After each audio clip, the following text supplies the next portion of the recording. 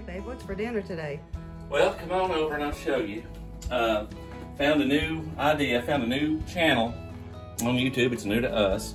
Her name is Collard Valley Cooks, and she's in Georgia. And I really like her channel, and we're gonna try one of her recipes today. This is Swiss steak, and we're gonna have some homemade mashed potatoes, some sweet peas, and another recipe she's got, and we're gonna try for the first time. And I gotta say, as a card-carrying Southern boy, I have probably eaten in my life my weight in biscuits like most Southern people have. But she's got a recipe up for 2-ingredient biscuits, and we're going to give that a try. It was her first time trying it too, and we're going to try it today and see what we think. So anyway, what we've got here, I've got 4 pieces of round steak. Round steak is not a good grade of steak that you would use for like grilling out steak or cooking steak or anything else, because it's really tough, cheap, not good. So you have to work it pretty good. We've got just a little bit of ugly fat here I have to take off. Now, what I've done at her suggestion in the video was go ahead and let these sit out for a while and come to room temperature.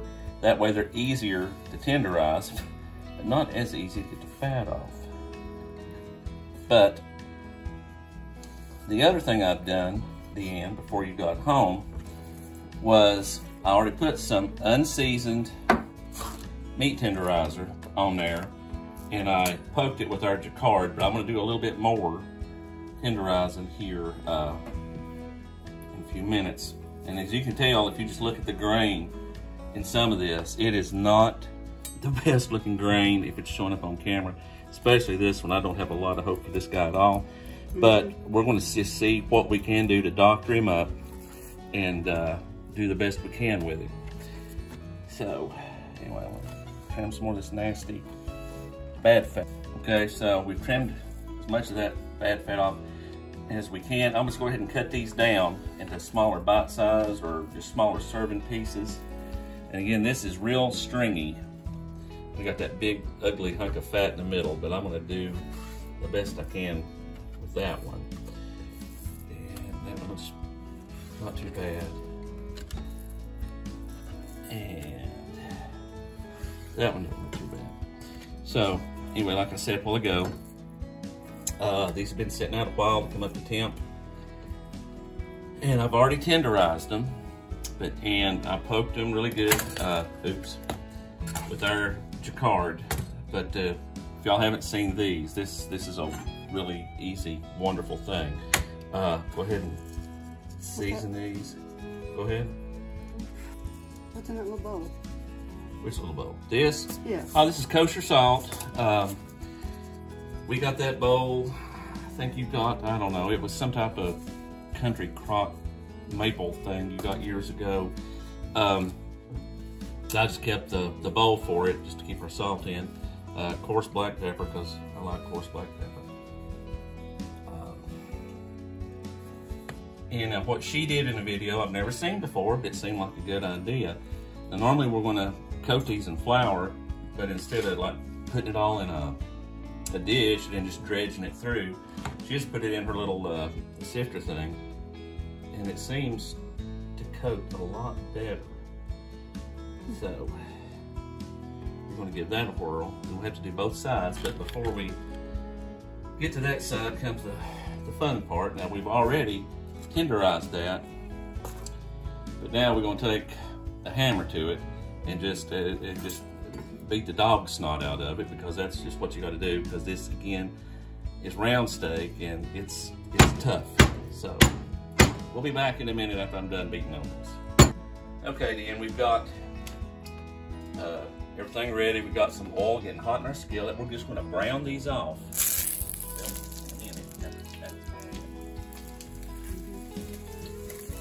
We're going to do this in multiple batches because the pan, Dutch oven's supposed to be on the small side.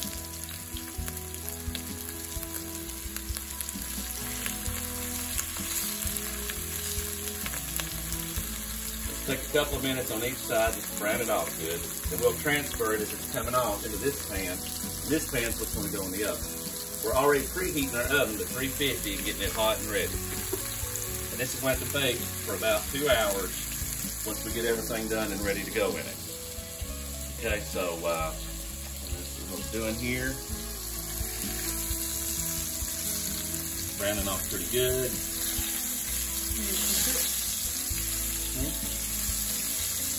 Do that a few seconds, take half a minute. Open them out. Now, got some butter in there, and what we've got, a medium-sized onion, and what she did, I'll show you. She cut up bell pepper, which I got 2. I got a green one and a yellow one this time. She cut half of them up really small, and the other half up a little bit bigger and sliced. She said it was more for decoration, so we'll go with that. Let's see what we're doing. Now, she didn't put butter in the bottom of her skillet with the veggies, but I always do because I like it.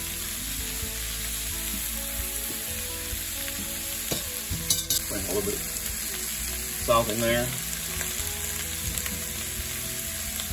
And we'll wait on the pepper. Just cooking this a little bit more.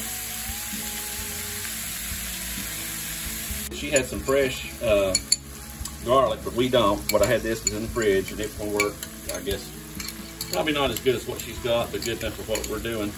We're putting it in towards the end of this because garlic will burn really fast. You have to be careful with it, but it does add an insane amount of great flavor.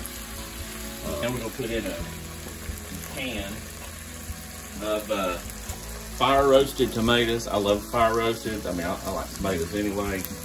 We used to use the ones with the green chilies and different ones, but what we found is I just like the fire roasted ones better. No matter what the brand is, they just have a better flavor to them to me. So, and that goes.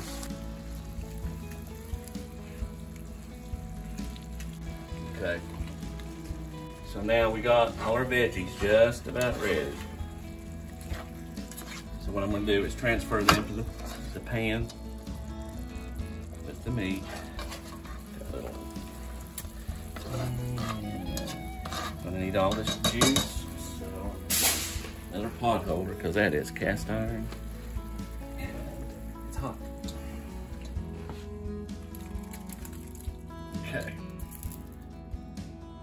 and now she said we got a choice of, and she used beef stock, so that's what I'm gonna do. Or you could have used the beef bouillon stuff, but this, just smelling it, it just smells a whole lot better. So. How much put in anything? Well, what she said to do, and she was saving some. This is gonna be the other secret ingredient for the peas. She cooked her peas in this, and we're gonna give this a try too to see how it adds flavor. But she said it needed to come up to the edge of the meat pretty good, and mostly that's what we've got. So I think it's pretty good. I used probably just over half for this pan. And all that leaves for us to do is, again, had the option, if I had a bigger pot here, or Dutch oven, we would have just left it all in there and covered it up and then cooked it that way. But since space here was a thing, the option is to bake it at 350 for 2 hours, and we're going to wrap it really good and tight. Foil.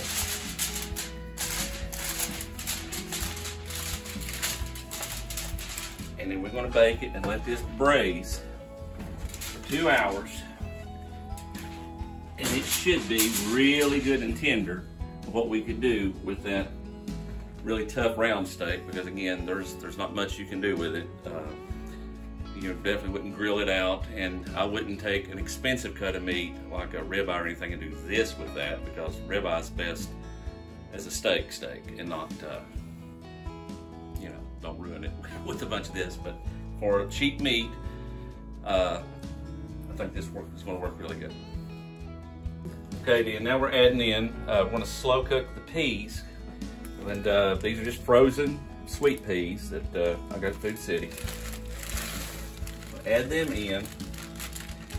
And this is the other thing she did. I just want to bring up our thing. Is she covered these with the beef stock, which I have never tried before. I'm gonna have to let you guys know how this works out. And she brought this to a boil.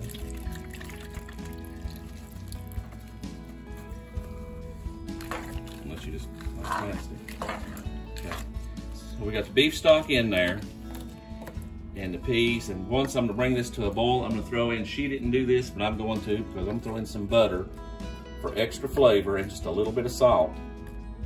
And then once it comes to a boil, I'm gonna cover them up and then cut them down on low and let them go until they're done, and hopefully it'll be about the same time our meat's done.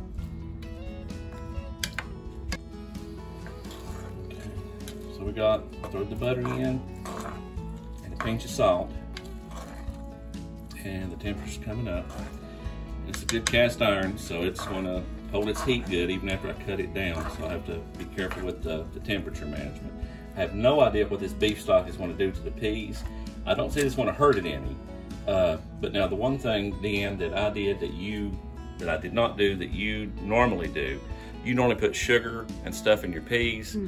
I don't think it needs it because they're called sweet peas for a reason, and they've already got a lot of probably built-in, I know they got a lot of carbs in them, and built-in sugars. I don't know that they need extra sugar. I know extra sugar always tastes good because, you know, our brains are hardwired from birth to like sugar. But the less sugar we eat, obviously, the better off we are. So, anyway, check back in a little bit. Okay, I forgot something kind of important. We got to add our spices in. Got some garlic powder. Even though we already put garlic in there, I just want to add to the overall flavor. I got some Chef Prud'homme. It's pretty good on a lot of different things. And I've got all kinds of stuff everywhere on there. This is Kinder's blackened with a little bit of lemon just to add some extra kick.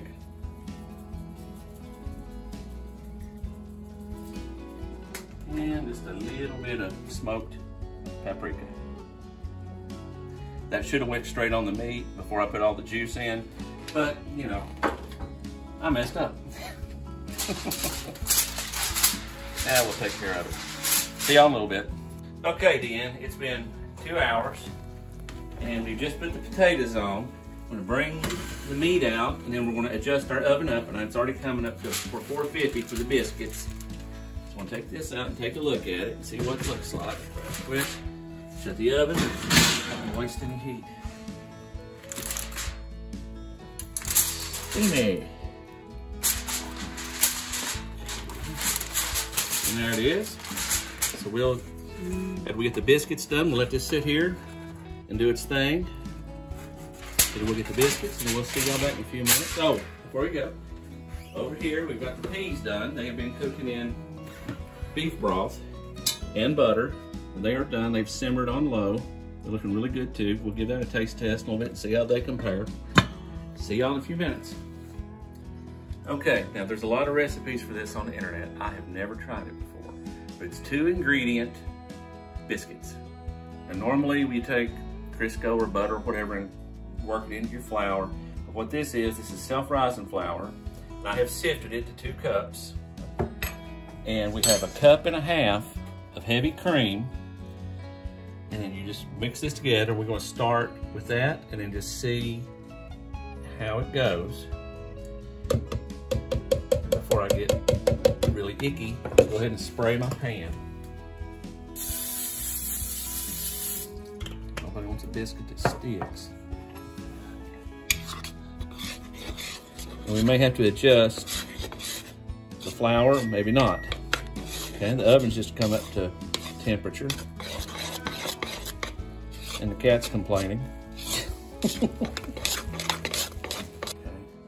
Add a little more sifted flour to the top here.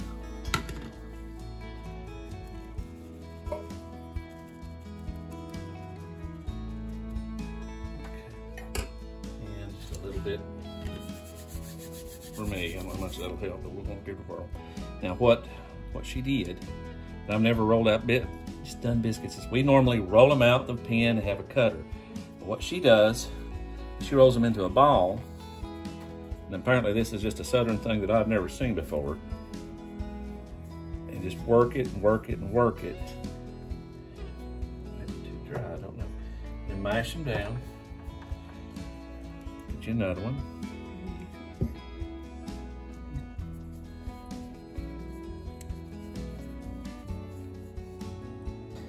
Okay, now we've got them rolled out. We had done it like on that first one, like a little ball, and then we just patted them out. That made us enough for about 7 and one little tiny extra one. The other thing she did, I'm not sure how this helps or not, but she put a little bit of cream in her hands and just patted them on top. So we're gonna give that a whirl too, just to make sure we don't miss any steps she made. Just a little bit. Now I'm gonna put this in a 450-degree oven for 20 minutes, and we'll see how they come out. And it is almost supper time. The taters are cooking, and won't be long before we're ready to chow down. I can't wait to try it. I'm hungry.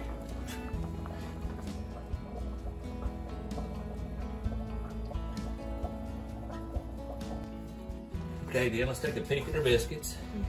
Well, they look like they're done. They look like biscuits. They grow together, and that's okay. Set them right here for a few minutes while we work on the mashed potatoes. Pretty good. Yep.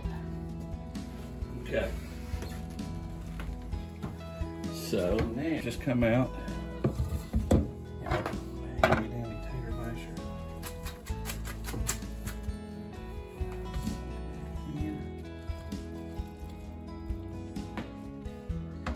Now, this did not come from anybody else's website that I know of. This comes from my mama, who was switched to this. We use butter too, but for the initial thing, we're using heavy whipping cream just to add extra flavor and fat. So we'll start with that much, and we'll start mashing.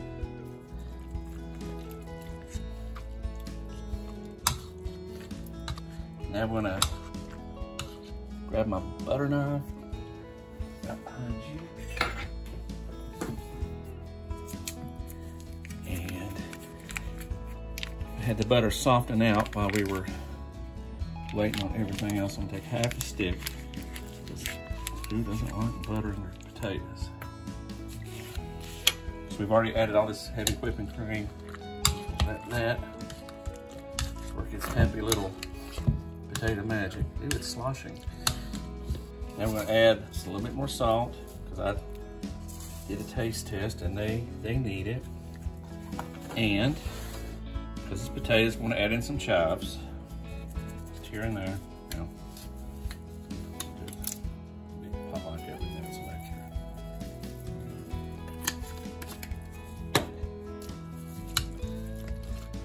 And then we are just about ready to plate and eat.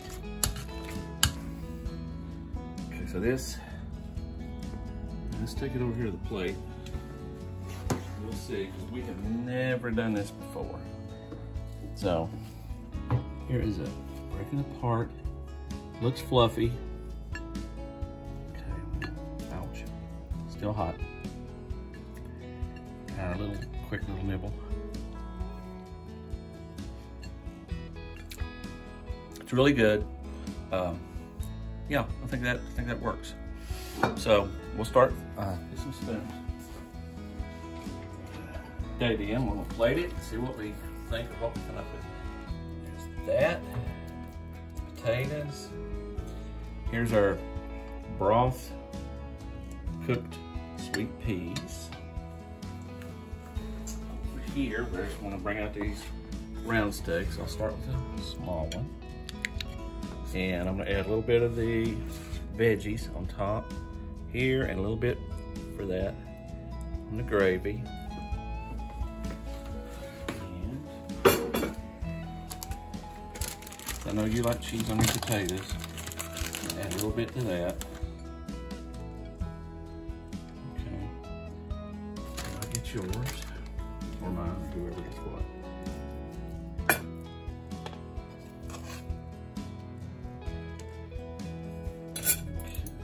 Here. And get you one out.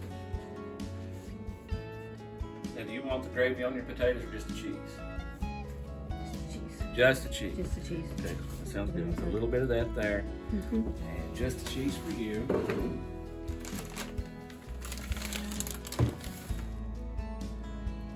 All right. Now, for our big moment of truth. Okay. Because we said round steak is a really tough cut of meat.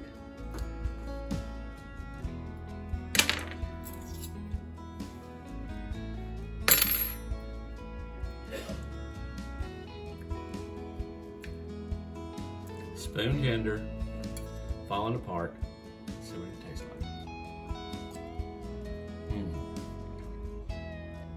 Wow. Let's try the peas. And potatoes with the cream and the butter. Oh wow. And a bite of biscuit. Since I've already had one. And another bite of biscuit. Oh wow. I think this is good. Can't wait to try it. Collard Valley Cooks. Y'all look her up. She's fabulous. This is her Swiss steak recipe and her 2-ingredient biscuit recipe.